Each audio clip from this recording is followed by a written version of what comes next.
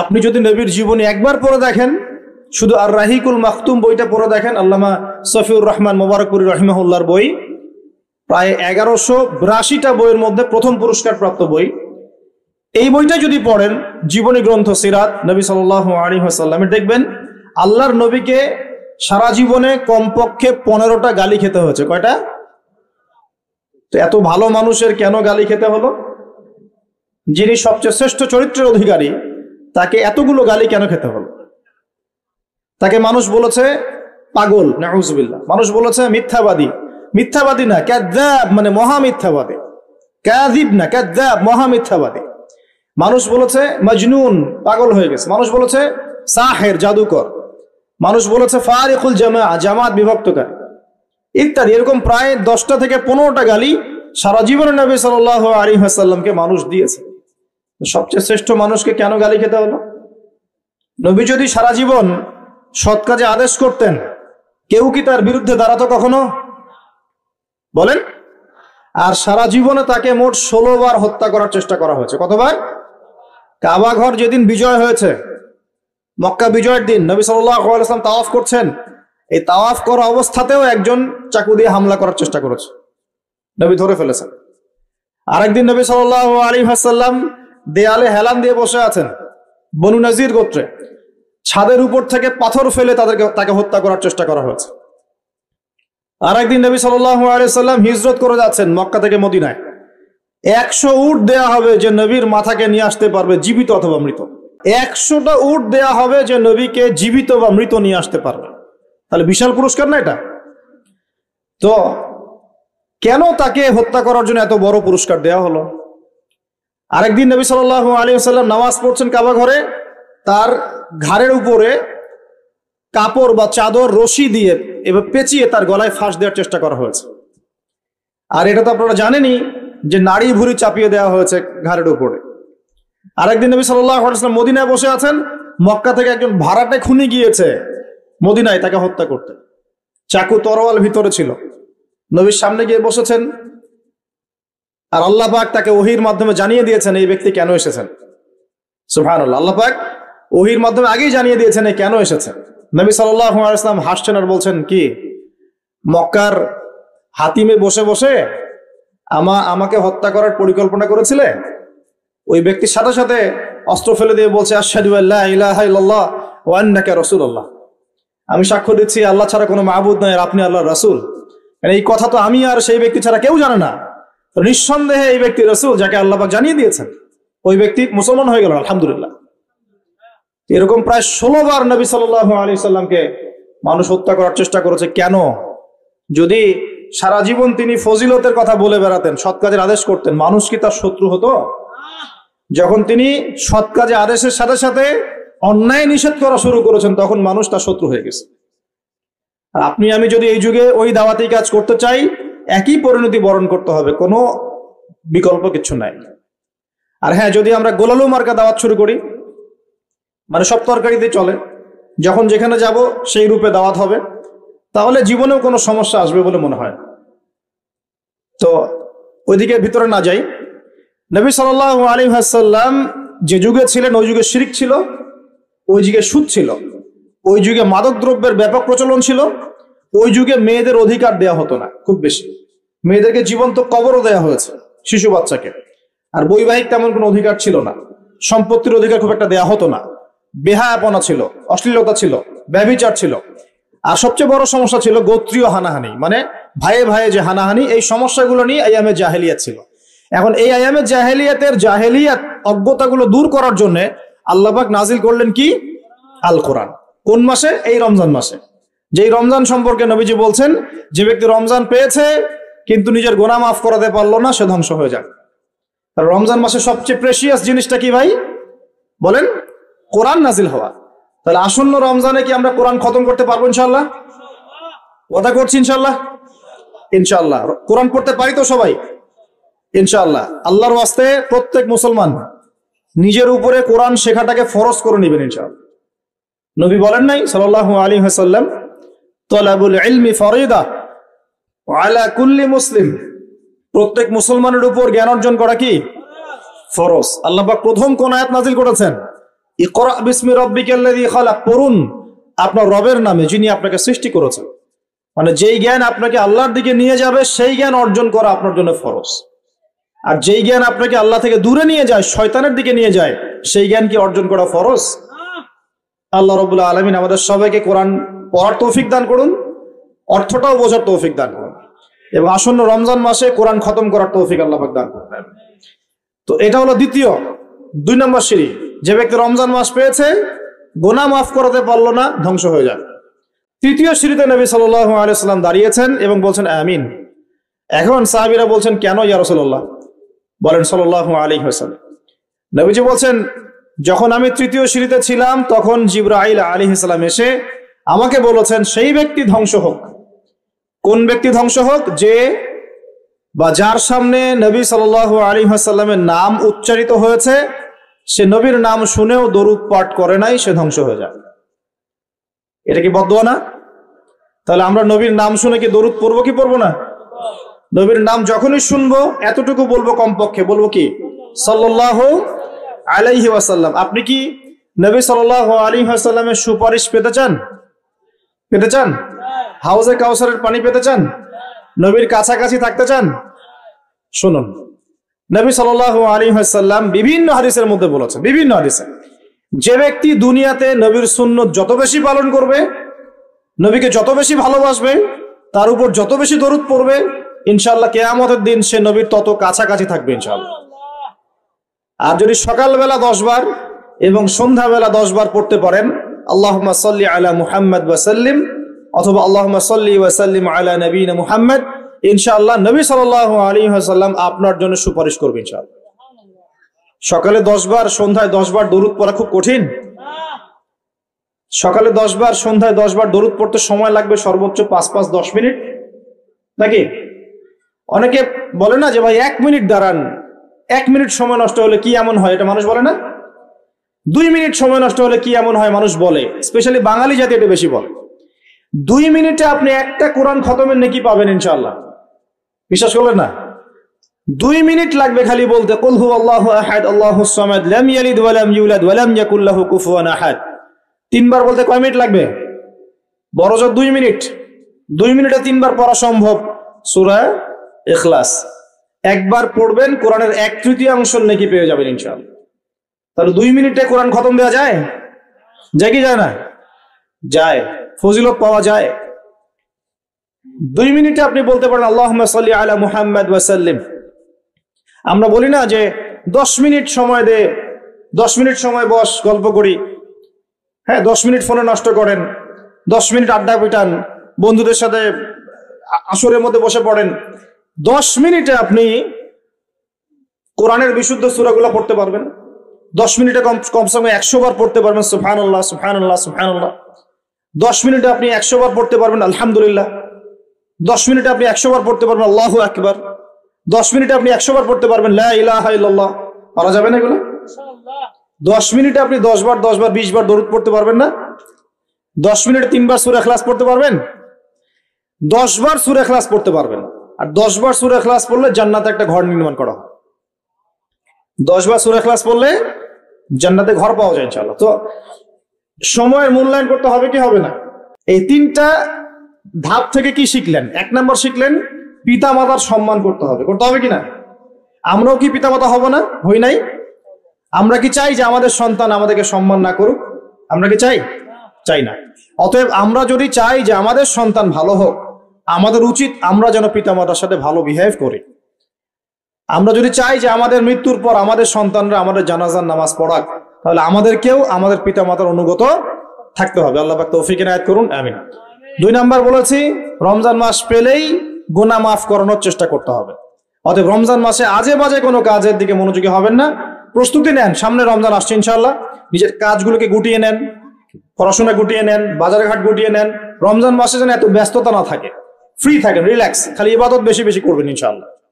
আর 3 number, নবী সাল্লাল্লাহু আলাইহি ওয়াসাল্লামের নাম যখনই শুনবেন কি বলবেন? সাল্লাল্লাহু আলাইহি ওয়াসাল্লাম পড়বেন এবং সকালে সন্ধ্যায় কমপক্ষে 10 বার করে নবীর উপর দরুদ পড়বো ইনশাআল্লাহ। এখানে আরেকটা বিষয় চলে আসে, এইটা একটু মনোযোগ দিয়ে বোঝেন। আল্লাহর নবী বলছেন যে কেউ যদি নবীর নাম শুনে দরুদ না পড়ে তাহলেই তার জন্য ধ্বংস। কেউ যদি নবীর নাম শুনেছে দরুদ পড়ে নাই তাহলে সে ধ্বংস হোক, এটা বদদুয়া। তাহলে সারা জীবনে যদি আমরা নবীর সুন্নত মেনে না চলি আমাদের জন্য কি হতে পারে বলেন? শুধু নবীর নাম শুনে দরুদ না পড়লেই যদি এমনটা হয় তাহলে সারা জীবন যে আমরা নবীর সুন্নতের খেলাফ চলছি আমাদের কি হতে পারে? দুনিয়ার জীবনে নবীর সুন্নতের খেলাফ চললে কি কেউ নবীর সুপারিশ পাবে পরকালে? হাউজে কাউসারের পানি পাবে? কবরের উত্তর দিতে পারবে প্রশ্নের? তাহলে আমরা দাড়ি কেন রাখছি না? দাড়ি কি নবীর সুন্নত কি সুন্নত না? তাহলে নামাজ পড়ছি মাশাআল্লাহ, দাড়ি কেন রাখছি না? কি সমস্যা? কেন সকাল সকাল উঠে আমরা এই শেভিং ক্রিম দিয়ে আমাদের নবীর সুন্নতকে জবাই করি? কেন? কি স্বার্থ, কি লাভ? হ্যান্ডসাম লাগে দেখতে। আপনাদের কি মনে হয় দাড়ি চেঁচে ফেললে, কেটে ফেললে হ্যান্ডসাম লাগে দেখতে, সুদর্শন লাগে? গাল ভর্তি দাড়ি থাকলে একজন পুরুষকে সিংহের মতো লাগে। মাশাআল্লাহ, আমাদের তো দাড়ি নাই। আমাদের যেগুলো দেখছেন এগুলো তো দাড়ি না। যাদের সুন্দর গাল ভর্তি দাড়ি আছে এই মানুষগুলো যখন শেভ করে আমার খুব আফসোস হয়। বেচারাকে কত সুন্দর দাড়ি আল্লাহ পাক দিয়েছেন, প্রত্যেক দিন শেভ করা শুরু করেছে। অথচ আপনি দাড়ি ছেড়ে দিলে আপনার চেহারার ব্যক্তিত্বটা বাড়বে, সুন্দর লাগবে, স্মার্ট লাগবে, হ্যান্ডসাম লাগবে, সিংহের মতো লাগবে। মুসলিমরা কি ভীরু কাপুরুষ জাতি? আলী রাদিয়াল্লাহু আনহুর চেহারা দেখলে মানুষ, যখন যুদ্ধের মাঠে তার চেহারা দেখলে মানুষ ভয় পেয়ে যেত। যুদ্ধের মাঠে তার চেহারা দেখলে মানুষ ভয় পেয়ে যেত। দাড়ি, ফুল দাড়ি, ছেড়ে দেয়া দাড়ি। এবং তিনি যখন গর্জন করতেন যুদ্ধের মাঠে, যে প্রতিপক্ষ যখন থাকতো আহ্বান করতেন, কে আছে সামনে আসো, সাহস থাকলে আমার সামনে। এই গর্জন শুনেই মানুষ ভয় তার সামনে আসতো না। খালিদ বিন ওয়ালিদ রাদিয়াল্লাহু আনহু যুদ্ধের মাঠে তার গর্জন শুনেই মানুষ সামনে আসতো না। কাকা রাদিয়াল্লাহু আনহু তিনি একাই 10 জন 20 জনের সাথে লড়াই করতে পারতেন। বলা হতো যে সেনাবাহিনীর মধ্যে কাকা রাদিয়াল্লাহু আনহু আছে ওই সেনাবাহিনী কখনো পরাজিত হয় না। বলা হতো, এটা প্রবাদ ছিল। তাদের গাল ভর্তি দাড়ি ছিল না। সাহাবীরা কি শেভ করতেন? কোনদিন দেখেছেন কোন হাদিসের মধ্যে সাহাবীরা শেভ করেছেন? কারণ নবীর সুন্নতটা কি আগে নিজের দেহে আনতে হবে না? নিজের দেহে যদি সুন্নত না আনতে পারি মানুষকে সুন্নত শেখাতে পারবো? ওয়াদা করা যাবে এখন যে আমরা ইনশাআল্লাহ দাড়ি শেভ করবো না? ওয়াদা করা যাবে? দাড়ি রাখলে চাকরি পাবেন না? রিজিক কার হাতে? না না, রিজিক তো দাড়ির হাতে মনে হচ্ছে। দাড়ি রাখলে যদি চাকরি চলে যায় তাহলে রিজিক কার সাথে সংশ্লিষ্ট হলো? রিজিকের মালিক কে? আপনাকে আল্লাহ পাক যতটুকু রিজিক দিয়েছেন তাকদিরে লেখা আছে না? তাকদিরে লেখা আছে না? তাকদিরে লেখা আছে যেটা, সেটা কি আপনি না খেয়ে মরবেন নাকি? যদি আপনার তাকদিরে থাকে যে আপনি 50 বছর বাঁচবেন আর 50 বছরে আপনি 500 মণ চাল খাবেন, কথার কথা, ওই চালের এক দানা বাকি থাকতে আপনি মরবেন? মরবেন না। তাহলে রিজিক কি আমার সাথে সম্পৃক্ত না আল্লাহর সাথে সম্পৃক্ত? এই বিশ্বাসটা করতে হবে। তো দাড়ি রাখলে কি মেয়েরা পছন্দ করবে না নাকি? বলেছে যে বিয়ে করবো না দাড়ি রাখলে, এমন কথা বলেছে? যদি কোনো মেয়ে এরকম কথা বলে ওই মেয়েকে বিয়েই করার দরকার নেই আপনার। যদি কোনো মেয়ে আপনাকে বলে যে দাড়ি রাখলে ভালো লাগে না, শেভ করতে হবে, না হলে বিয়ে হবে না, বিয়ে করব না, ওই মেয়েকে বিয়ে না করাই উচিত আপনার। ওর তো মানে আপনাকে বিয়ে করার যোগ্যতাই হয়নি, ওর তো যোগ্যতাই হয়নি আপনাকে বিয়ে করার। সে তো দাড়ি নিয়ে প্রশ্ন তুলছে। যে মেয়ে বলবে যে নবীর সুন্নত আছে এজন্য আপনাকে পছন্দ করি, তখন বুঝবেন যে হ্যাঁ এই মেয়ের মধ্যে ভালো কিছু আছে। যেই মেয়ে দেখবে যে আপনি নামাজি কিনা, যেই মেয়ে দেখবে আপনি নামাজি কিনা, দাঁড়িয়ে আছে কিনা, ইমানদার কিনা, দিনের জন্য কিছু করেন কিনা, হালাল খান কিনা, ওই মেয়ে ইনশাল্লাহ আপনার ঘরে শান্তি দিবে। আর যেই মেয়ে আপনাকে দেখবে আপনার কত বড় সম্পত্তি, কতটা বড় জমি, কত বড় চাকরি, সুদ খান কিনা ওর কোনো আসে যায় না, টাকা হইলেই হইল, এগুলোকে ঘরে ঢুকালে অশান্তি আর অশান্তি। কি চাচ্ছেন, শান্তি না অশান্তি? নবী সাল্লাল্লাহু আলাইহি ওয়াসাল্লাম বলেছেন দিনদারিতা দেখে মেয়েদেরকে বিয়ে করো। কি দেখে? একই বিষয় ছেলেদের জন্য মেয়েদের জন্য সেম। ছেলে দেখতে হবে দিনদার কিনা, মেয়ে দেখতে হবে দিনদার কিনা, পর্দা করে কিনা, দিনদারিতা আছে কিনা। দুনিয়ার এই ছোটখাটো বিষয় যদি দেখেন, তুচ্ছ বিষয়গুলো, একদিন না একদিন আপনি পস্তাবেন কিন্তু। আর যদি আপনি দিনদারিতা দেখেন ইনশাল্লাহ আপনি কোনোদিন পস্তাবেন না ইনশাআল্লাহ। আল্লাহ পাক তৌফিক দান করুন। আমিন। এটা একটা বড় সিদ্ধান্ত জীবনের। এই সিদ্ধান্তে যদি ভুল করে ফেলেন সারা জীবন পস্তাতে হবে। অতএব এখানে বেশি আবেগে ফ্যান্টাসিতে ভুগবেন না, ঠান্ডা মাথায় দিনদারিতাকে অগ্রগণ্য করে আপনি ছেলে দেখবেন বা মেয়ে দেখবেন ইনশাল্লাহ। আর গার্ডিয়ান যারা পরিবারের পিতামাতা আছেন তাদেরকেও বলবো দুনিয়ার এই বিষয়গুলোকে বেশি প্রাধান্য দিতে যাবেন না। কত বড় চাকরি করে, কত বড় জমির মালিক, কত বেশি টাকা, এগুলো পরের বিষয়। আগের বিষয় হচ্ছে আপনার ওই জামাই দিনদার কিনা, আগের বিষয় হচ্ছে তার মধ্যে ইসলাম আছে কিনা, শুরুর বিষয় হচ্ছে আপনার ওই মেয়ের মধ্যে দিনদারিতা আছে কিনা। এটা নসিহত করে গেলাম, যদি আপনি বুদ্ধিমান হন তাহলে আমার নসিহত গ্রহণ করবেন, না হলে কিন্তু সারা জীবন পস্তাতে হবে। যারা বেদিন জামাই বিয়ে করেছে আর বেদিন মেয়ে বিয়ে করেছে তারা বুঝবে যে আমার কথার মর্ম কতটুকু। তারা এখন ইচ্ছা করেও লাইন আনতে পারছে না, পারছেন? ওই যে বলছে বিয়ের পরে ঠিক হয়ে যাবে, এত সহজ? এটা কি সুইচ টিপ দিলে ঠিক হয়ে যাবে? মানুষের মনটা খুব জটিল একটা বিষয়, এত সহজেই মানুষের মন চেঞ্জ হয় না। হয় ইল্লা মাশাআল্লাহ, আল্লাহ চাইলে হয়। কিন্তু যদি মনে করেন যে পর্দা করে না, বিয়ে করি তারপর পর্দা করবে, করাই নিব, বানাই নিব, নিজের মতো গড়ে নিব, এত সহজ নয়। পরে দেখবেন সেই মেয়ে আপনার দাড়ি শেভ করা ফেলছে, করতে পারে না, আপনাকে পেরেশানিতে ফেলবে। সবার এত টাকা, তোমার টাকা নাই। এই যুগে একটু সুদ খেলে কি হয়, সমিতিতে নাম লেখালে কি হয়, সুদের লোন নিলে কি হয়, সবার একতলা বাড়ি আমার কেন, সবার 4-5 তলা বাড়ি আমার কেন একতলা থাকবে, নাও লোন নাও বাড়ি করি। আপনার স্ত্রী আপনাকে এদিকে ইনফ্লুয়েন্স করবে, করবে না? করবে। এইভাবে তো বহু পরিবারের কর্তা দিন দিন হার্ডস্ট করে মারা যাচ্ছে। টেনশন, পারিবারিক অশান্তি। অতএব দিনদারিতাকে প্রাধান্য দেন, ইনশাআল্লাহ দিনদারিতার সৌন্দর্য কখনো শেষ হয়ে যাবে ইনশাআল্লাহ। আল্লাহ পাক তৌফিক এনায়েত করুন, আমিন।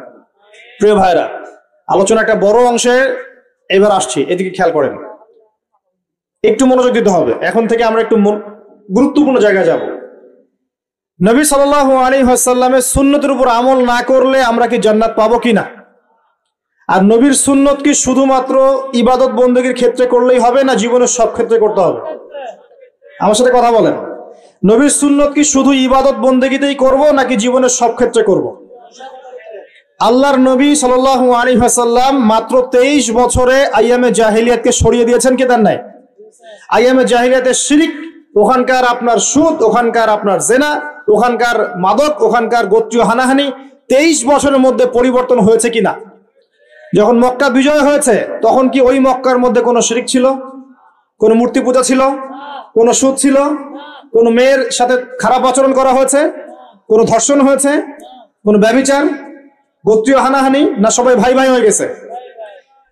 23 বছরের মধ্যে আল্লাহর নবী কি এমন করলেন যাতে একটা অন্ধকারাচ্ছন্ন সমাজ আলোকিত হলো? কি এমন করলেন, কে বলতে পারবেন? 23 বছরের মধ্যে আল্লাহর নবী কি এমন করলেন? তিনি কি কোনো জাদু করেছেন? তিনি কি মানুষকে বশ করেছেন? তিনি কি আল্লাহর ফেরেশতাদেরকে দিয়ে জোর করে মানুষকে দিনের দিকে নিয়ে আসছেন? তিনি কি মানুষের গলায় ছুরি ধরে ইসলাম কবুল করিয়েছেন? এই কোনো কাজই আমাদের নবী মুহাম্মদ সাল্লাল্লাহু আলাইহি ওয়াসাল্লাম করেন নাই, করেছেন? বরং তিনি মানুষের কলব, মানুষের হৃদয়টাকে পরিবর্তন করে দিয়েছেন। বলেন সুবহানাল্লাহ। মানুষের হৃদয়ের মধ্যে আগে কুফর ছিল, আল্লাহর নবী সেখানে ঈমান ঢুকিয়ে দিয়েছেন। মানুষের হৃদয়ের মধ্যে আগে শিরক ছিল, আল্লাহর নবী সেখানে তাওহীদ ঢুকিয়ে দিয়েছেন। মানুষের হৃদয়ের মধ্যে আগে হারাম ছিল, নবী সাল্লাল্লাহু আলাইহি ওয়াসাল্লাম হালাল ঢুকিয়ে দিয়েছেন। মানুষ আগে বস্তুবাদী ছিল, দুনিয়া কেন্দ্রিক ছিল, আল্লাহর নবী মানুষকে পরকালমুখী করেছেন। মানুষ আগে আল্লাহকে চিনতো না, আল্লাহর নবী মানুষকে আল্লাহকে চিনিয়েছেন। মানুষের কবর, হাসর, জান্নাত, জাহান্নাম নিয়ে এত চিন্তা ছিল না, আল্লাহর নবী তাদেরকে পরকালীন জীবন সম্পর্কে সচেতন করেছেন। করেন নাই? কিভাবে করেছেন? উত্তর, নবী সাল্লাল্লাহু আলাইহি ওয়াসাল্লাম 2টা উৎস দিয়ে করেছেন। কয়টা উৎস ভাই? 1 নাম্বার আল্লাহর কিতাব মানে আল কোরআন, 2 নাম্বার নবীর সুন্নত মানে কি? হাদিস। আমার সাথে কথা বলেন। 1 নাম্বার কি? আল্লাহর কিতাব মানে কি? আল কোরআন। 2 নাম্বার নবীর সুন্নত মানে হাদিস। এই কোরআন এবং হাদিসকে কেন্দ্র করে মাত্র 23 বছরে নবী সাল্লাল্লাহু আলাইহি ওয়াসাল্লাম পুরো জাহিলিয়াতের চিত্রই পাল্টে দিয়েছেন। পাল্টে দিয়েছেন কিনা? আচ্ছা, কিভাবে? উত্তর, নবীজি এবং সাহাবীরা সর্বপ্রথম তারা সবাই কোরআন তেলাওয়াত করা জানতেন। 1 নাম্বার, ঠিক আছে? তার মানে সমাজ পরিবর্তন করতে হলে আমাদের সবাইকে কোরআন তেলাওয়াত করা শিখতে হবে। 2, নবী এবং সাহাবীগণ সাল্লাল্লাহু আলাইহি ওয়াসাল্লাম কোরআন শুধু তেলাওয়াতই করতেন না, কোরআনের অনেক অংশ, প্রায় পুরো অংশই তাদের মুখস্থ ছিল, ছিল না? তাহলে আমাদের কোরআন মুখস্থ করা লাগবে কিনা? পুরো অংশ না পারি, অল্প একটু করা লাগবে কিনা? অথবা এতটুকু না পারি, এক পারা পারবো কিনা? এক পারাও না পারি, নামাজের জন্য উপযুক্ত সূরাগুলো মুখস্থ করতে পারবো কিনা? পারবো না। সারা জীবনে কম পড়াশোনা করেছি, প্রচুর পড়াশোনা করেছেন, তাহলে কোরআনের ক্ষেত্রে কেন পিছিয়ে থাকবো? থাকা যাবে? যাবে না। ওই যে বারবার একটা কথা বলি, 15-20 বছর পড়াশোনা করে 15টা সূরা শিখছেন না, 15 বছর পড়াশোনা করে আপনি 15টা হাদিস শিখছেন না, শিখেছেন? 15 বছর পড়েছেন, 10 জন জান্নাতের সার্টিফিকেট প্রাপ্ত সাহাবীর নাম বলতে পারছেন না, নবীজির 10 জন স্ত্রীর নাম বলতে পারছেন না, তার জীবনী বলতে পারছেন না, ইমান ভঙ্গের কারণগুলো বলতে পারছেন না, কোনো কোনো ক্ষেত্রে ওযুর মাসআলাগুলোও বলতে পারছেন না, কোনটা ফরজ কোনটা সুন্নাত। এমন আছে না? এবং এদের সংখ্যা কি কম না বেশি? এদের সংখ্যা কোটি কোটি, এমন কোটি কোটি মানুষ আছে বাংলাদেশের মাটিতে। আমরা সবাই মাশাআল্লাহ দুনিয়াবি ক্ষেত্রে শিক্ষিত হয়েছি ঠিকই, কিন্তু দিনের বেসিক জিনিসগুলো শিখি নাই। আপনি দেখবেন, আমি দেখাবো, কে আছেন বলেন জান্নাতি 10 জন সাহাবীর নাম বলতে পারবেন? একজন ব্যক্তি দাঁড়ায় যান দেখি, যদি বলতে পারেন আমার পক্ষ থেকে নগদ 1000 টাকা পুরস্কার। জান্নাতি 10 জন সাহাবী, এই দুনিয়াতেই তারা জান্নাতের সার্টিফিকেট পেয়েছেন। আল্লাহ নবী বলেছেন তুমি জান্নাতি, তুমি জান্নাতি, তুমি জান্নাতি। 10 জন বলতে পারবেন কেউ? কিন্তু বিশ্বাস করেন, আমি যদি এখন ধরি, কোনো পুরস্কার দিব না, 1 টাকাও ভাদিয়া নাই, আমাকে বলেন বাংলাদেশ ক্রিকেট টিমের 10টা প্লেয়ারের নাম বলেন, সবাই বলতে পারবে। পারবে না? 10 জন ইন্ডিয়ান নায়কের নাম বলতে বলেন, পারবে। 10 জন ইন্ডিয়ান নায়িকার নাম বলতে বলেন, পারবে। 10 জন আর্জেন্টিনার প্লেয়ারের নাম বলতে পারেন, পারবে। 10টা ব্রাজিলের প্লেয়ারের নাম জিজ্ঞাসা করেন, পারবে। এগুলো পারবে তারা, পারবে কি না? সত্যি কথা বলেন, পারবে কি না? অবশ্যই পারবে। 10টা বাংলা সিনেমার নাম বলেন, পারবে। 10টা হিন্দি সিনেমার নাম বলেন, পারবে। পারবে কি না? সত্যি কথা বলেন, পারবে কি না? অবশ্যই পারবে। না পারলে তো আলহামদুলিল্লাহ, আপনার জন্য দোয়া থাকবে যে পারেন নাই। কিন্তু বেশিরভাগ ছেলে পেলেই পারবে, বেশিরভাগ মেয়েই পারবে। মেয়েদেরকে জিজ্ঞাসা করেন 10টা সুন্দরী মেয়ের নাম বলো, ভারতের, পশ্চিমের, হ্যাঁ, সিনেমার, নাটকের, গায়কের, গায়িকার 10টা সুন্দর সুন্দর মেয়ের নাম বলো, বলে দিবে। পারবে না? জিজ্ঞাসা কর আজকে গিয়ে যে 10 জন জান্নাতের সার্টিফিকেট প্রাপ্ত 10 জন সাহাবীর নাম কি, দেখবেন বেশিরভাগই বলতে পারবে না। এই বিষয়টাকে আপনি কি মনে করছেন? বিগত 10, 20, 30 বছর থেকে আমরা দেখছি যে একটা অসুস্থ প্রজন্ম তৈরি হয়েছে। অসুস্থ প্রজন্ম। কিরকম অসুস্থ? দিনের জ্ঞান অর্জনের কোনো ফিকির করে না, সারাদিন দুনিয়ার জ্ঞান অর্জন নিয়ে পড়ে আছে। এর উদ্দেশ্য একটা সার্টিফিকেট অর্জন করে চাকরি পাওয়া। উদ্দেশ্য এটাও না যে এই জ্ঞান দিয়ে সে দেশ ও জাতির খেদমত করবে, এটা উদ্দেশ্য না। অসুস্থ প্রজন্ম। জিজ্ঞাসা করবেন, ইসলামের বেসিক জিনিসগুলো জানে না, বাইরের বড় বড় জ্ঞান তার জানা আছে, পুরো পর্যায় সারণী মুখস্থ কেমিস্ট্রি। 10 জন সাহাবীর নাম বলতে পারবে না, 10 জন নবীর নামও বলতে পারছেন। 10টা সূরা ধরলে প্যান্ট খারাপ হয়ে যাবে। একটা সূরা, সূরা ফাতিহা বিশুদ্ধ করে কোন আলেমের সামনে তেলাওয়াত করতে দেন, দেখবেন 10টা ভুল করে বসে আছে। অনেকে তো আলহামদুলিল্লাহ উচ্চারণ করতে পারে না। কেমন আছেন? আলহামদুলিল্লাহ ভালো আছে, আলহামদুলিল্লাহ ভালো আছে, আলহামদুলিল্লাহ। আলহামদুলিল্লাহ মানে কি? আলহামদুলিল্লাহ মানে সমস্ত প্রশংসা কার জন্য? আল্লাহর জন্য। আর আলহামদুলিল্লাহ মানে সমস্ত ধ্বংস আল্লাহর জন্য। নাউযুবিল্লাহ। অর্থ কি হয়েছে দেখছেন? আলহামদু, আলহামদু মানে ছোট হায় হাওয়াজ দিয়ে পড়লে অর্থ পরিবর্তন হয়ে যায়, উল্টা অর্থ হয়। আর আলহামদু বললে অর্থ পারফেক্ট হয়। কুল হুয়াল্লাহু আহাদ, কুল বললে একটা অর্থ হয়, আর কুল হুয়াল্লাহু আহাদ বললে আরেক অর্থ হয়। তারপরে কুল ইয়া আইয়ুহাল কাফিরুন লা আ'বুদু মা তা'বুদুন একটা অর্থ হয়।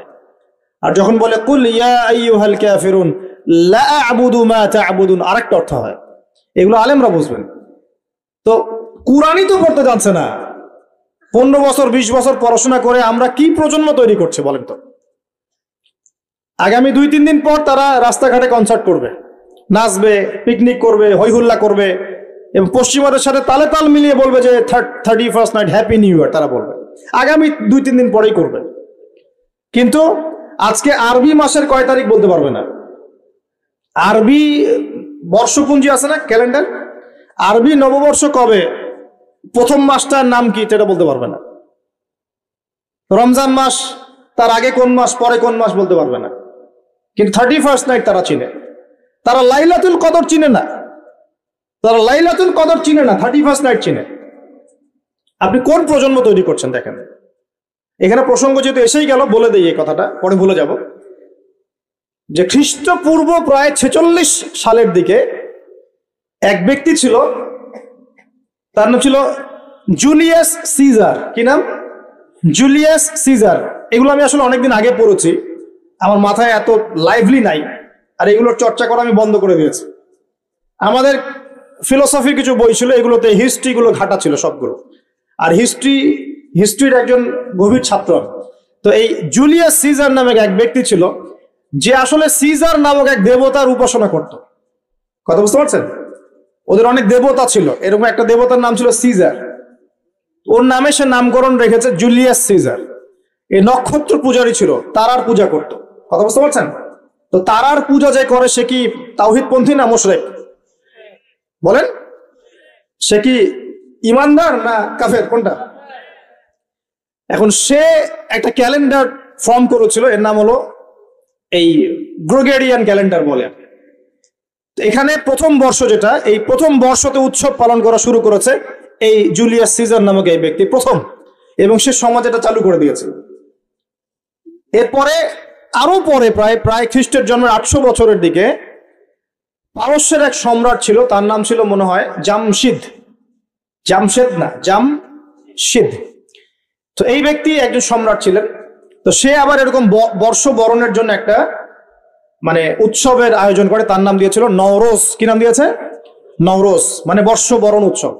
এভাবে এই পারস্য উপমহাদেশে পুরো জায়গাটায় এই নববর্ষ পালনের সংস্কৃতি চলে আসে। এগুলো হতে হতে হতে আজকে এই যে দেখছেন আপনি 31st নাইট, এই যে গ্রেগরিয়ান ক্যালেন্ডার, যেটা মানে পশ্চিমারা সারা বিশ্ব শাসন করেছে না, যখন ব্রিটেন সারা বিশ্বকে শাসন করছিল, আমাদের এখানে ওদের দখল ছিল না। পলাশির যুদ্ধের হিস্ট্রি জানেন না? কত বছর এখানে শাসন করেছে? প্রায় 200 বছর এরা এখানে শাসন করে নাই। নবাব সিরাজউদ্দৌলার পতনের পর থেকে প্রায় 200 বছর এই ভারতীয় উপমহাদেশ তারা শাসন করেছে না। এখানে এই গ্রেগরিয়ান ক্যালেন্ডার ছড়িয়ে দেওয়া হয়েছে। এখন আমরা এই যে 31st নাইটের উৎসবটা পালন শুরু করছি। এটা কি আমাদের উৎসব? এটা কি মুসলমানদের? কাদের হলো তাহলে? পশ্চিমাদের, রোমকদের, পশ্চিমাদের, যাদের সাথে ইসলামের দূর দূর পর্যন্ত কোনো সম্পর্ক নাই। আর নবী সাল্লাল্লাহু আলাইহি ওয়াসাল্লাম কি বলছেন শোনেন। আল্লাহ নবী বলছেন তোমাদের জন্য আনন্দের উৎসব দুইটা। কয়টা? একটা ঈদুল ফিতর, রমজান মাসের সম সাধনার পরে, কিয়ামুল লাইলের পরে, তারাবির পরে, তাহাজ্জুদের পরে, কোরআন খতম দেওয়ার পরে, যাকাত ফিতরা দেওয়ার পরে, ত্যাগের এই মাসের পর আমরা একটা আনন্দ করি, ঈদুল ফিতর। করি কি না? সবাই আনন্দ ভাগাভাগি করে নেই, আলহামদুলিল্লাহ। ওই দিন আল্লাহ পাক কি করেন? আল্লাহ পাক রমজানের রোজাদার যারা ছিলেন সবাইকে মাফ করে দেন, আলহামদুলিল্লাহ। মুক্তি পাই আমরা, নাজাত পেয়ে যাই। উৎসব এটা আমাদের, আনন্দ, খুশি আমাদের। আরেকটা হচ্ছে ঈদুল আজহা, যখন ওই যে ইসমাইল আলাইহিস সালামকে যে কুরবানি করার মহান স্মৃতি, সেই স্মৃতিকে স্মরণ করে আমরা ইব্রাহিমী চেতনায় আবার কি করি? ঈদুল আজহার এই পশু কুরবানির মধ্য দিয়ে নিজের পশুত্বকে কুরবানি দেই, আল্লাহর সামনে আমরা আত্মসমর্পণ করি। করি কিনা? এই দুইটা হচ্ছে আমাদের উৎসব। এগুলো বাদ দিয়ে নবীজি বলছেন মান তাশাব্বাহা বিকওমিন ফাহুয়া মিনহুম, কেউ যদি তোমাদের মধ্যে অন্য কোন জাতির সাদৃশ্য অবলম্বন করে, যে যে জাতির সাদৃশ্য অবলম্বন করবে সে তাদের অন্তর্ভুক্ত হয়ে যাবে। নাউযুবিল্লাহ। আমরা কি চাই উম্মতে মুহাম্মাদের অন্তর্ভুক্ত হতে, না ওই পশ্চিমাদের অন্তর্ভুক্ত হতে? পশ্চিমা কারা? যাদের মধ্যে ছেলে ছেলে বিয়ে করা জায়েজ। খুশি আছেন? পশ্চিমা কারা? যাদের মধ্যে ছেলে ছেলে বিয়ে জায়েজ, মেয়ে মেয়ে বিয়ে জায়েজ, সবাই করতে পারে, দেখতেও পারে। মদ পান করা জায়েজ, পরকালের কোনো কনসেপ্ট নাই ওদের, লা ইলাহা ইল্লাল্লাহ কোনো কালিমা নাই, মুহাম্মদুর রাসূলুল্লাহ তারা বিশ্বাস করে না। এমনকি তারা বলছে, কয়দিন আগে বললো মেরি ক্রিসমাস, বলেছে না? যে ব্যক্তি বলেছে মেরি ক্রিসমাস 25শে ডিসেম্বরে, সে ওই দিন স্বীকার করে নিয়েছে যে 25শে ডিসেম্বর আল্লাহ পাক ঈসা আলাইহিস সালামকে জন্ম দিয়েছেন। নাউযুবিল্লাহ। কথা বলে বুঝতে পারছেন না? যখনই আপনি এটা পালন করেছেন, তার মানে ওই দিন আপনি স্বীকার করেছেন যে ওই দিন আল্লাহ পাক ঈসা ইবনে মারইয়াম, আল্লাহর পুত্র, নাউযুবিল্লাহ, তাকে তিনি জন্ম দিয়েছেন। এটা স্বীকার করেছেন আপনি, করছেন না? ওই সভ্যতা অন্তর্ভুক্ত আপনি হতে চান? ওদের সাথে হাসর করতে চান, নাকি নবী সাল্লাল্লাহু আলাইহি ওয়াসাল্লামের সাথে করতে চান? বলেন। এটা আপনাকে বেছে নিতেই হবে। আপনি মুসলমান হয়ে এটা করতে পারবেন না। ইসলাম এই নামকাওয়াস্তে পালন করতে পারবেন না, পালন করলে পরিপূর্ণ পালন করতে হবে। উদখুলু ফিস সিলমি কাফা, তোমরা পরিপূর্ণরূপে দিনে প্রবেশ করো, তোমরা পরিপূর্ণরূপে দিনে প্রবেশ করো। নামাজও পড়বো, সুদও খাবো, এদিকে জাকাত দিব, আবার এদিকে আমি ঘুষও নিব, এদিকে আমি হজ উমরাও করব, আবার এইসব পশ্চিমা সংস্কৃতি ধারণ করব, মাদক খাবো, সুদ খাবো, জেনা করব, ফ্রি মিক্সিং করব, এইসব মানে হযবরল ইসলাম পালন করে এই যুগে চলবে না। পরিপূর্ণ ইসলাম পালন করতে হবে। আল্লাহ পাক তৌফিক দান করুন। পরিপূর্ণ ইসলাম পালন করতে গেলে কি আমরা এই উৎসব পালন করতে পারবো? এক নাম্বার দেখালাম যেটা ওই জুলিয়াস সিজারের চালু করা এটা পদ্ধতি, নরস যেটা ওই জামশিদের চালু করা পদ্ধতি। আর আমরা মুসলমান হয়ে কিভাবে আমরা অগ্নি পূজারীদের, পশ্চিমাদের এবং ইহুদি নাসারাদের সংস্কৃতি কেমন করে ফলো করতে পারি? আমার কি সম্ভব? আর নবী যখন বলে দিচ্ছেন মান তাশাব্বাহা বিকওমিন ফাহুয়া মিনহুম, যে যে জাতির সাদৃশ্য অবলম্বন করবে সে তাদের অন্তর্ভুক্ত হয়ে যাবে, তাদের সাথে হাসর হবে। আমি কি তাদের সাথে হাসর চাই নাকি নবীর সাথে হাসর চাই? এবার আল্লাহ পাক কি বলছেন সেটাও শুনে নেন, তারপরে সামনে যাই। খুব গড় করে শোনেন। আল্লাহ পাক সূরা মাঈদার 51 নম্বর আয়াতে বলছেন। কত নম্বর আয়াত বলেন? কোন সূরা? সূরা মাঈদার কত নম্বর আয়াত? আয়াতটা ভালো করে হজম করেন। আল্লাহ পাক বলছেন ইয়া আইয়ুহাল্লাযীনা আমানু, হে মুমিনগণ। মুমিন কারা? আমরা মুমিন না? আমরা আল্লাহ বিশ্বাস করি না? ফেরেশতায় বিশ্বাস করি না? আসমানি কিতাবে বিশ্বাস করি না? নবী রাসূলে বিশ্বাস করি কিনা? আমরা পরকালে বিশ্বাস করি? আমরা কি ভাগ্যের ভালো মন্দ বিশ্বাস করি? আলহামদুলিল্লাহ আমরা মুমিন ইনশাআল্লাহ। বলেন আলহামদুলিল্লাহ। এই মুমিনদেরকে আল্লাহ পাক বলছেন ইয়া আইয়ুহাল্লাযীনা আমানু, হে মুমিনগণ, লা তাত্তাখিযুল ইয়াহুদা ওয়ান নাসারা আউলিয়া, তোমরা ইহুদ এবং নাসারাদেরকে বন্ধু রূপে গ্রহণ করো না। বা'দুহুম আউলিয়াউ বা'দ, তারা একে অপরের বন্ধু। ওয়া মান ইয়াতাওয়াল্লাহুম মিনকুম ফাইন্নাহু মিনহুম, তোমাদের মধ্যে কেউ যদি ওদের দিকে মুখ ফিরায় সে আমাদের অন্তর্ভুক্ত না, তাদের অন্তর্ভুক্ত। ইন্নাল্লাহা লা ইয়াহদিল কওমা যালিমিন, আর আল্লাহ পাক এই জালেমদেরকে কখনো হেদায়েত করবেন না। মানে আমরা যদি ওদের অন্তর্ভুক্ত হয়ে যাই আমরা জালেম হয়ে যাব, আর এই জালেমদেরকে আল্লাহ পাক হেদায়েত করবেন না। আল্লাহ পাক সূরা বাকারা আরো বলেছেন ওয়ালান তারদা আনকাল ইয়াহুদ ওয়ালান নাসারা হাত্তা তাত্তাবিআ মিল্লাতাহুম, হে নবী তোমার উপরে ইহুদের লোকজন এবং খ্রিস্টানরা কখনোই সন্তুষ্ট হবে না, কখনোই সন্তুষ্ট হবে না যতক্ষণ তুমি তাদের ধর্ম মিল্লাত গ্রহণ না করছো। আপনি ওদের সাথে তালে তাল মিলে নাচ গান করেন, তারা আপনার উপর সন্তুষ্ট হয়ে যাবে। আর আপনি যখন ওদের উপর তালে তাল মিলাবেন না, লা ইলাহা ইল্লাল্লাহ মুহাম্মাদুর রাসূলুল্লাহ নিয়ে থাকবেন, ওরা আপনার উপর সন্তুষ্ট হবে না। আমরা কি দুনিয়াতে ওদের সন্তুষ্টি চাই না আল্লাহর সন্তুষ্টি চাই? যদি আল্লাহর সন্তুষ্টি চাই, নবীর সাথে হাসর করতে চাই, কোন মুসলমান যুবক যুবতী আগামী এই নোংরা অপসংস্কৃতিতে গায়ে গা ভাসাবে না। এই দিনে কোনো কনসার্ট চলবে না, এই দিনে কোনো বেহায়াপনা হবে না, এই দিনকে কেন্দ্র করে কোন রকমের এই পিকনিক বা ঢাকঢোল পিটানো আর এই যে তোমাদের সাউন্ড বক্সে গান বাজানো কোনো কিছু চলবে না ইনশাআল্লাহ। পারা যাবে? মনে রাখবে এই কাজটা ছোট নয়, করার মধ্য দিয়ে আপনি কুফর করছেন। কুফর, আপনি আল্লাহর নবীর হাদিসকে অস্বীকার করছেন, আল্লাহর কোরআনের আয়াতকে অস্বীকার করছেন, আপনি আল্লাহর দুশমনদের সাথে খুশি পালন করছেন। সুবহানাল্লাহ। আল্লাহর যে দুশমনরা সারা বিশ্বে মুসলিমদের উপর নির্যাতনের স্টিম রোলার চালাচ্ছে, ওদের সাথে তালে তাল মিলিয়ে আপনি বলছেন হ্যাপি নিউ ইয়ার, মাশাআল্লাহ, আস্তাগফিরুল্লাহ, তওবা আস্তাগফিরুল্লাহ, আল্লাহ পাক মাফ করুন। এবার দেখেন এটা কি আমাদের দেশেরও সংস্কৃতি?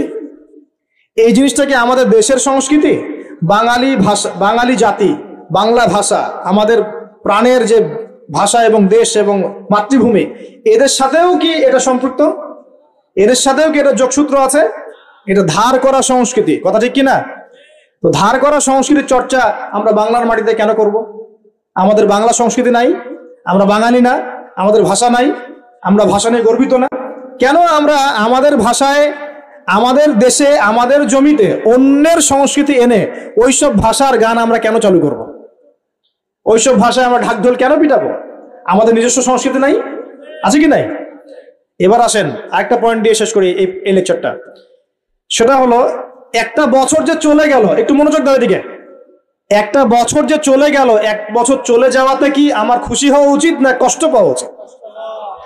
মনে করেন আপনার 60 বছর হায়াত আছে বা আমার 60 বছর হায়াত আছে, কথার কথা বলছি। এখন এক একটা বছর যে চলে যাচ্ছে, আমি কি মৃত্যুর দিকে একটু একটু করে আগাচ্ছি না? আপনি আগাচ্ছেন না কি ভাই? কথা বলেন, আগাচ্ছে কি না? তাহলে আমরা একটা বছর চলে যাচ্ছে মানে কি আমরা একটা একটা করে ধাপ আগাচ্ছি কবরের দিকে। এখন আমার জীবন থেকে 2022 সালটা চলে গেল, তার মানে 1 বছরে আমি কতটুকু নামাজ পড়লাম, কতটুকু রোজা রাখলাম, কতটুকু তাসবিহ তাহলিল করলাম, কতটুকু দাওয়াতি কাজ করলাম, দিনের জন্য কতটুকু কি করলাম, এইটা ফিকির করা উচিত না? আমার জীবন থেকে 1 বছর চলে গেল, মানে আমি কবরের দিকে এক ধাপ এগিয়ে গেলাম। এখন এগিয়ে যাওয়ার খুশিতে আপনি আজকে উৎসব পালন করছেন। আস্তাগফিরুল্লাহ, কি বুদ্ধি মাথায়! দেখেন, জীবন থেকে 1 বছর হায়াত কেটে পড়ে গেল, এটাতে সে খুশি হয়েছে এবং খুশি হয়ে সে উৎসব পালন করছে, কনসার্ট করছে, ঢাকঢোল পিটাচ্ছে, পিকনিক করছে। কত বুদ্ধি মাথায়! মৃত্যু কাছাকাছি আসলে কি মানুষ খুশি হয় না কষ্ট পায়? মৃত্যু কাছাকাছি আসলে মানুষ কি খুশি হবে নাকি আরো চিন্তা করবে, হায় আফসোস, 1 বছর যদি আরো ভালো কাজ করতে পারতাম আরো ভালো হতো? কোনটা বলেন? আফসোস হবে না? অবশ্যই হবে। হ্যাঁ, তার মানে এখন আপনি যদি কিছু করতেই চান, এই 31st নাইটে যদি আপনি কিছু করতেই চান, তাহলে আমি বলবো, আমার পরামর্শ, সুন্দর করে ওযু করে আইসে আপনাকে জায়নামাজে দাঁড়াতে হবে। দাঁড়ায় 2 রাকাত নামাজ পড়ে চিন্তা করবেন, আল্লাহ 1 বছর যে চলে গেল, আমি এই গত বছরে কি করলাম, দিনের জন্য কি করলাম, দুনিয়ার জন্য কি করলাম, পরিবারের জন্য কি করলাম, কতটুকু জ্ঞান অর্জন করলাম, কয়টা কোরআনের আয়াত শিখেছি 1 বছরে, কয়টা হাদিস শিখলাম, কয় ওয়াক্ত নামাজ ঠিক মতো পড়লাম, রমজানের সওম রেখেছিলাম কিনা, দান সদকা করেছিলাম কিনা, সৎ কাজে আদেশ করেছিলাম কিনা, অসৎ কাজে নিষেধ করেছিলাম কিনা, এই ফিকির করতে পারেন আপনি বসে বসে। যদি করতেই হয় কিছু, তাহলে এটা করতে হবে। অন্য কিছু করার সুযোগ আছে? উচিত হবে? একই তো আমাদের দেশের সাথে এই সংস্কৃতি কোনো সম্পর্ক নাই, এটা দেশদ্রোহিতাও হচ্ছে, আবার ইসলামের সাথে দূরত্ব কোনো সম্পর্ক নাই, ইসলামের সাথে দ্রোহিতা করা হচ্ছে। তাহলে বলেন, আমরা যদি আল্লাহ এবং তার রাসূলের সন্তুষ্টি চাই, তাহলে আমরা কি আল্লাহ এবং তার রাসূলের শত্রুদের সংস্কৃতি গ্রহণ করতে পারি? আল্লাহ পাক আমাদের সবাইকে বোঝার তৌফিক দান করুন। প্রিয় ভাইরা, যারা এই লেকচার শুনবেন অনলাইনেও চলে যাবে ইনশাআল্লাহ, যাদের কানে এই লেকচার যাবে, যদি কিছু করতেই হয়, জায়নামাজে দাঁড়িয়ে, ওযু করে জায়নামাজে দাঁড়িয়ে 2 রাকাত নফল নামাজ পড়ে তওবা করতে পারেন আল্লাহর কাছে, আল্লাহ 1 বছর চলে গেল, কি করতে পারলাম জানি না, আল্লাহ আমাকে পরের বছরটা আরো ভালো করে দিনের জন্য কাজ করার তৌফিক দান। এইটুকু করা যাবে না? যদি করতে চান এতটুকু করেন, এর বাইরে কিছু করতে যান না। আল্লাহ পাক বোঝার তৌফিক দান করুন। আমি প্রিয় ভাইরা, এখন সামনে আসি যে আল্লাহর নবী এই পুরো জাহিলিয়াত পরিবর্তন করেছেন কোরআন সুন্নাহ দিয়ে। ঠিক আছে কথা? কোরআন সুন্নাহর মধ্যে কাজগুলো কি ছিল আমি কয়েকটা বলেছিলাম। 1, কোরআন তেলাওয়াত করা শিখেছে সবাই। 2, কোরআনের অর্থ বুঝেছেন সবাই। 3, কোরআনের সমস্ত আদেশ নিষেধ তারা মেনে চলেছেন। চলেন নাই? আমাদের উচিত হবে কোরআনের সমস্ত আদেশ এবং নিষেধগুলোকে মেনে চলা। আল্লাহ পাক আমাদের সবাইকে তৌফিক এনায়েত করুন। এরপর তারা কি করেছেন? কোরআন এবং হাদিসের দাওয়াতটা মানুষের কাছে পৌঁছে দিয়েছেন, দেন নাই? তাহলে আমাদের কি নিজে নিজে দিন পালন করলেই হবে না আমার পরিবারেও করাতে হবে? আমি নিজে পালন করছি, পরিবার পালন করছে, মাশাআল্লাহ, এখন আমার দায়িত্ব না সমাজের মধ্যে প্রচার করা? দায়িত্ব কি না? আরো কি কোন নবী আসবেন? তার নবীর উত্তরসূরি কারা এখন? ওলামায়ে কেরাম। ওলামায়ে কেরামদের শুধু একার দায়িত্ব ইসলাম প্রচার করার, নাকি আমাদেরও দায়িত্ব আছে? আমরা ইখতিলাফি মাসআলাগুলোকে নিয়ে পড়ে থাকবো না, জটিল ফিকহি বিষয়গুলো সেটা আপনি আমি ফতোয়া দিতে পারবো না, এটা মুফতি সাহেবরা করবেন। কিন্তু কমন জিনিসগুলোর দাওয়াত আমরা সবাই দিতে পারি কিনা? নামাজের দাওয়াত আপনি দিতে পারেন? আপনি হালাল খাবার দাওয়াত দিতে পারেন? পর্দার দাওয়াত দিতে পারেন? আপনি এটা দাওয়াত দিতে পারেন যে আমরা সবাই 5 ওয়াক্ত নামাজ পড়বো, রোজা রাখবো, সামর্থ্য হলে হজ করবো, যাকাত দিব, এইটুক দাওয়াত তো আপনি দিতে পারেন, পারেন কিনা? মাদক দ্রব্য ছেড়ে দেওয়া, মাদক দ্রব্য খেও না, সুদ খেও না, এই কমন কথাগুলো তো বলতে পারেন নাকি? বাল্লিগু আন্নী ওয়ালাউ আয়া, একটা আয়াতও যদি জানো তোমরা সেটা প্রচার করো। যদি আমরা সবাই মিলে দিন প্রচার না করি, দিনের অবস্থা আস্তে আস্তে কিন্তু সংকুচিত হয়ে আসছে। আপনারা কি বুঝতে পারছেন না যে অন্য ধর্মগুলো আস্তে আস্তে ছড়িয়ে পড়ছে? আমাদের এই গাফেলতির কারণে আজকে বহু মুসলিম ধর্মহীন হয়ে যাচ্ছে, হচ্ছে না? সত্য কথা বলেন, হচ্ছে কিনা? টাকার লোভে, চাকরির লোভে, হচ্ছে কিনা? এটা আমাদের গাফেলতি না? অতএব আমাদের সবাইকে শুধু আলেম ওলামার উপর দায়িত্ব ছেড়ে না দিয়ে আমাদের সবাইকেই দিনের দাওয়াতের, আম দাওয়াতের কাজ সবাইকে করতে হবে। আল্লাহ পাক তৌফিক দান করুন। শুধু একদিনের ওয়াজ মাহফিল দিয়ে সব হবে? আজকে আমি আসলাম, হাতে 1 বছর আপনার সাথে আমার দেখা হবে না হয়তো বা, তাহলে কি এখানেই শেষ? একটা ওয়াজ মাহফিল দিয়ে সব হবে? ওয়াজের কথাগুলো সবাই শুনবো এবং মানার চেষ্টা করবো ইনশাআল্লাহ, এবং সবাই মিলে আমরা আমলও করব, মানুষকে আমলের দিকে ডাকবো ইনশাআল্লাহ, আর সৎ কাজে আদর্শ করব, অসৎ কাজগুলোতে বাধাও দিব ইনশাআল্লাহ। আল্লাহ পাক তৌফিক দান করুন, আমিন। এখন আস্তে আস্তে ফিনিশিং এর দিকে আসি। দেখুন আল্লাহ পাক তার নবীর মধ্য দিয়ে দিনটা প্রতিষ্ঠা করেছেন কিনা। দিন কি শুধু নবী সাল্লাল্লাহু আলাইহি ওয়াসাল্লাম একাই পালন করেছেন, না সমাজে প্রতিষ্ঠা করেছেন? এখন আমাদের কি একা একা পালন করলেই হবে, না সমাজে প্রচার প্রসার করতে হবে? আচ্ছা, তাহলে আগে কিছু বিষয় জানতে হবে। এক, আল্লাহ রাব্বুল আলামিন যে দিনটা দিয়েছেন, এই দিনটা পরিপূর্ণ দিন। কিরকম দিন? এই দিনের মধ্যে কিছু ঢোকানোর সুযোগ আছে, বের করার কোনো সুযোগ আছে? নাই। দিন ইসলাম পরিপূর্ণ কিনা উত্তর আল্লাহ পাক দিয়েছেন সূরা মাইদার মধ্যে। কোন সূরা? সূরা মাইদা 3 নম্বর আয়াত। আল্লাহ পাক বলছেন, এই আয়াতগুলো বাসায় পড়ে দেখবেন। আল্লাহ পাক বলছেন, আল ইয়াউমা আকমালতু লাকুম দীনাকুম, আজকে আমি তোমাদের জন্য দিন ইসলামকে পরিপূর্ণ করে দিলাম। ওয়া আতমামতু আলাইকুম নি'মাতি, তোমাদের উপর আমার নেয়ামতকে পূর্ণতা দান করলাম। ওয়া রাদিতু লাকুমুল ইসলাম দীনান, তোমাদের উপর দিন ইসলামকে মনোনীত করে আমি আল্লাহ সন্তুষ্ট হয়ে গেলাম। বলি সুবহানাল্লাহ। তার মানে আল্লাহ পাক দিন ইসলামকে পরিপূর্ণ করেছেন। কিছু ঢুকাতে পারবো? কিছু বের করতে পারবো? পারবো না। এবার আসেন, এই পরিপূর্ণ দিন ইসলাম ছাড়া অন্য কোন দিন আল্লাহ গ্রহণ করবেন কিনা? উত্তর সূরা আলে ইমরান আয়াত নম্বর 85। আল্লাহ পাক বলছেন, আল্লাহ রাব্বুল আলামিন বলছেন, ওয়া মান ইয়াবতাগি গায়রাল ইসলামি দীনান ফালা ইউকবালা মিন, কেউ যদি ইসলাম ছাড়া অন্য কোন দিন বা জীবন ব্যবস্থা তালাশ করে, তার কাছে কোশ্চিন কালেও এটা কবুল করা হবে না। তার মানে ইসলাম ছাড়া অন্য কোন দিন যদি কেউ চর্চা করি, আল্লাহর কাছে কোশ্চিন কালেও সেটা গ্রহণযোগ্য হবে না। আর এই ইসলাম আল্লাহর কাছে একমাত্র গ্রহণযোগ্য দিন, যেটা আল্লাহ পাক বলছেন সূরা আলে ইমরানের 19 নম্বর আয়াত। আল্লাহ পাক বলছেন, ইন্না দীনা ইনদাল্লাহিল ইসলাম, আল্লাহর কাছে একমাত্র গ্রহণযোগ্য দিন কি? ইসলাম। এবার আসেন সূরা সফে চলে যায়। কোরআনের একটা আয়াত কিন্তু একটা আয়াতের সাথে কানেক্টেড, মানে আয়াতগুলো মিলাতে পারলে আপনি পথ খুঁজে পাবেন, ঠিক যেমন আকাশের তারাগুলো মেলালে আপনি রাস্তা খুঁজে পান। এই জন্য কোরআনের আয়াতগুলোকে আকাশের তারার সাথে তুলনা করা হচ্ছে। ফালা উকসিমু বিমাওয়াকিন নুজুম ওয়া ইন্নাহু লাকাসামুন লাউ তা'লামুনা আযীম ইন্নাহু লাকুরআনুন কারীম ফি কিতাবিন মাকনুন। এই সূরা আছে না, সূরা ওয়াকিয়ার মধ্যে আল্লাহ পাক তারাগুলোর অবস্থান স্থলের কসম খেয়েছেন, খেয়ে বলছেন কোরআন একটা মহিমান্বিত কিতাব, লা ইয়ামাসসুহু ইল্লাল মুতাহহারুন, পবিত্র সত্তা ছাড়া কেউ সেটা গ্রহণ স্পর্শ করতে পারে না। তানজিলুম মির রাব্বিল আলামিন, এটা আল্লাহ পাকের পক্ষ থেকে নাজিল হয়েছে। তো কোরআনের আয়াতগুলো কিন্তু একটার সাথে কানেক্টেড। তো এটাই বলছিলাম যে ইসলাম পরিপূর্ণ দিন, এটাই আল্লাহর কাছে একমাত্র গ্রহণযোগ্য দিন। এর বাইরে কোনো দিন তালাশ করলে কবুল করা হবে না। আর ইসলাম শুধু ব্যক্তি জীবনে পালন করার জন্য আসে নাই, বরং পুরো জীবনের সমস্ত ক্ষেত্রে পালন করার জন্য এসেছে। কোথায় দলিল? সূরা আলে ইমরান আয়াত নাম্বার 102। কত নম্বর আয়াত? আল্লাহ পাক বলছেন, ইয়া আইয়ুহাল্লাযীনা আমানু, হে মুমিনগণ, আমাদেরকে বলছেন হে মুমিনগণ, ইত্তাকুল্লাহ, তোমরা আল্লাহকে ভয় করো। কাকে ভয় করো? আল্লাহকে ভয় করো। হাক্কা তুকাতিহ, পরিপূর্ণরূপে ভয় করো, ভয় করার মতো করে ভয় করো।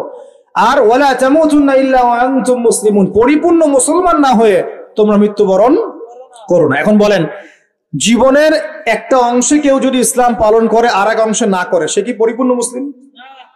উদাহরণ দিচ্ছি, মনে করেন আপনি নাউজুবিল্লাহ নামাজও পড়েন আবার সুদও খান, এ কি পরিপূর্ণ মুসলিম? একজন ব্যক্তি নামাজ পড়ে আবার সুদও খায়, মানে সে ইবাদত বন্দেগীর জীবনে আল্লাহকে মানে ঠিকই, লা ইলাহা ইল্লাল্লাহ এর উপর ঠিক আছে, মুহাম্মদুর রাসূলুল্লাহর উপর আছে, কিন্তু অর্থনৈতিক জীবনে গিয়ে সে আর লা ইলাহা ইল্লাল্লাহ মুহাম্মদুর রাসূলুল্লাহর মধ্যে নাই। কথা কি বুঝতে পারছেন? মানে জীবনের কয়েকটা ক্ষেত্র হয়, ইবাদত বন্দেগীর জীবন, ব্যক্তিগত জীবন, পারিবারিক জীবন, সামাজিক জীবন, পলিটিক্যাল জীবন, অর্থনৈতিক জীবন। জীবনের প্রত্যেকটা ক্ষেত্রে কোরআন সুন্নাহর হেদায়েত আছে কি নাই? এখন যদি প্রতিটা ক্ষেত্রে আমি কোরআন সুন্নাহকে ফলো করতে পারি, তাহলে আমি পরিপূর্ণ মুসলিম।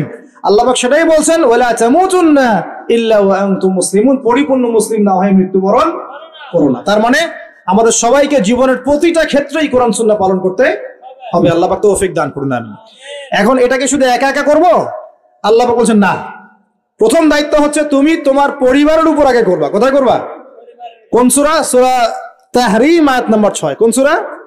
সূরা তাহরীম আয়াত নাম্বার 6। আল্লাহ পাক বলছেন, ইয়া আইয়ুহাল্লাযীনা আমানু, হে মুমিনগণ, কু আনফুসাকুম, নিজে জাহান্নামের আগুন থেকে বাঁচো, ওয়া আহলিকুম নারা, তোমার পরিবার বর্গকে জাহান্নামের আগুন থেকে বাঁচো। দায়িত্ব পেলাম, ইসলাম পরিপূর্ণ পালন করব, নিজে পরিপূর্ণ মুসলমান হব, এবং আমার পরিবার বর্গকে কি করব? জাহান্নাম থেকে বাঁচাবো। পরিবারকে কেমন করে বাঁচাবো? উত্তরে যে বললাম, বিয়ে করার সময় দেখতে হবে দিনদার মেয়ে কিনা, বিয়ে করার সময় দেখতে হবে ছেলে দিনদার কিনা, মেয়ের পরিবার দিনদার কিনা, ছেলের পরিবার দিনদার কিনা, হালাল খায় কিনা ইত্যাদি। তারপর পরিবার গঠন হয়ে যাবে, পরিবারের প্রতিটা কাজ হবে কোরআন সুন্নাহ মোতাবেক। স্ত্রীর সাথে সম্পর্ক করা, স্ত্রীর কাছে যাওয়া, সন্তান সন্ততির প্রতিপালন, রিজিক, বাড়িতে তালিম, ইসলামের চর্চা, শিক্ষা দীক্ষা, প্রত্যেকটা ক্ষেত্রেই কোরআন এবং সুন্নাহ মেনে চলে পরিবার গঠন করতে হবে। আল্লাহ পাক তৌফিক এনায়েত করুন। এবার কি শুধু পরিবার নিয়ে পড়ে থাকবো না, আমার আরো দায়িত্ব আছে কি নাই? এর পরের দায়িত্ব হচ্ছে ওই যে আগের আয়াত সূরা আলে ইমরান 110, সূরা আলে ইমরান 110 আল্লাহ পাক বলছেন কুনতুম খায়রা উম্মাহ, এবার তোমরা সবাই শ্রেষ্ঠ জাতি। ব্যক্তিগত জীবন ইসলাম পালন করছেন, পরিপূর্ণ মুসলমান হয়েছে আলহামদুলিল্লাহ, জ্ঞান অর্জন করছি, আমল করছি, হালাল রিজিক খাচ্ছি, পরিবার গঠন করছি। এবার আমার দায়িত্ব আরো বেশি। এবার আমার দায়িত্ব কি? আমার দায়িত্ব হচ্ছে কুনতুম খায়রা উম্মাহ, তোমরা হচ্ছে শ্রেষ্ঠ জাতি। উখরিজাত লিন-নাস, তোমাদেরকে বের করা হয়েছে মানব জাতির। তোমাদের কাজ তা'মুরুনা বিল মা'রুফ, সবাই এখন দাওয়াতি কাজ করবা, সৎ কাজে আদেশ করবা। ওয়া তানহাউনা আনিল মুনকার, সবাই মিলে অসৎ কাজে নিষেধ করবে। ওয়া তু'মিনুনা বিল্লাহ, আল্লাহর প্রতি ঈমান রাখবে। ওয়াল তাকুম মিনকুম উম্মাহ ইয়াদউনা ইলাল খায়র, ওয়াল তাকুম মিনকুম উম্মাহ ইয়াদউনা ইলাল খায়র ওয়া ইয়া'মুরুনা বিল মা'রুফ ওয়া ইয়ানহাউনা আনিল মুনকার। তোমাদের মধ্যে একটা দল থাকা চাই, একদল মানুষ থাকা চাই, যারা কি করবে? আল্লাহর প্রতি বিশ্বাসী হবে, সৎ কাজে আদেশ করবে, অসৎ কাজে কি করবে? নিষেধ করবে। আল্লাহ পাক তৌফিক এনায়েত করুন। এভাবে করলে কি হবে? সূরা সফের একটা আয়াতের উপর আমল হয়ে যাবে। আর সূরা সফের আয়াতটাই হচ্ছে বড় পরিসরে ইসলামের বিজয়। এটা বলে শেষ করছি, শুনেন। সূরা সফের আয়াতটা হচ্ছে আল্লাহ পাক বলছেন, ভালো করে শুনেন। আল্লাহ পাক বলছেন হুয়াল্লাযী আরসালা রাসূলাহু বিল হুদা ওয়া দীনিল হক লিইয়ুযহিরাহু আলা দ্বীনি কুল্লি। আল্লাহ পাক বলছেন তিনি সেই আল্লাহ যিনি তার পক্ষ থেকে হেদায়েত পাঠিয়েছেন, মানে কোরআন হাদিস পাঠিয়েছেন এবং রাসূল পাঠিয়েছেন। হুয়াল্লাযী আরসালা রাসূলাহ, তিনি সেই আল্লাহ যিনি রাসূল পাঠিয়েছেন, বিল হুদা ওয়া দীনিল হক, হেদায়েত সহকারে এবং সত্য দিন সহকারে। ইসলাম সত্য দিন না? ইসলামে হেদায়েত আছে না? হেদায়েত আছে, সত্য দিন আছে। তিনি সে আল্লাহ যিনি রাসূল পাঠিয়েছেন হেদায়েত সহকারে, সত্য দিন সহকারে। কি উদ্দেশ্যে? লিইয়ুযহিরাহু আলা দ্বীনি কুল্লি, যাতে করে ইসলাম অন্য সমস্ত দিনের উপর বিজয় লাভ করতে পারে। ইসলাম কি পরাজিত হওয়ার জন্য এসেছে? ইসলাম বিজয় লাভ করবে কখন? যখন আপনি নামাজ কায়েম করতে পারবেন, যখন আপনি যাকাত কায়েম করতে পারবেন, যখন আপনি আল্লাহর জমিনে আল্লাহর দ্বীনটা প্রতিষ্ঠা করতে পারবেন, তখন।